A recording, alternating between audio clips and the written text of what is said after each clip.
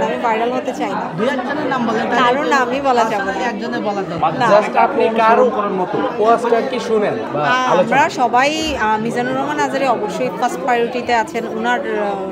ওনার প্রত্যেকটা ওয়াজ শুনে আমি অনেকটা চেঞ্জ। আজারি হুজুরকে কেমন? ভালো। আসিফ হুজুর?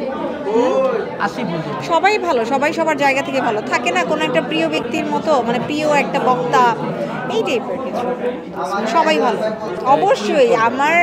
আমার বিয়ের পর আমার হাজবেন্ড যা বলবেন তাই শুনবো। যদি বলে অভিনয় ছেড়ে দিতে? অবশ্যই ছাড়বো, এতটা স্যাক্রিফাইস আপনি করবেন অবশ্যই করবো। কেন?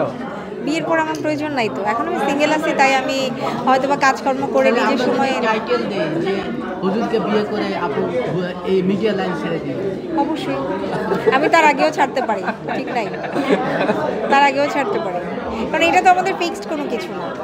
আমরা মিডিয়া পার্সন, সেলিব্রিটি, আর্টিস্ট, শিল্পী, আমরা যারা শিল্পী আমরা তো কন্টিনিউ যে আমাদের এই শিল্পীর জগতে ঢুকে থাকবো, তার বাইরেও আমাদের সংসার, ফ্যামিলি বলে কিছু আছে।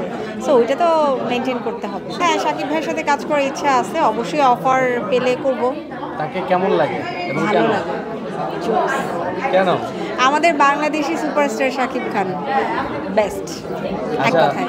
আমার কাছে তো শাকিব ভাইয়ের সাথে বেস্ট বলতে শাকিব ভাই যার সাথেই করে আমার মানে শাকিব ভাইয়ের জন্য তাকেও বেস্ট লাগে। সো পার্সোনালি আমি কোনো নাম বলতে পারবো না।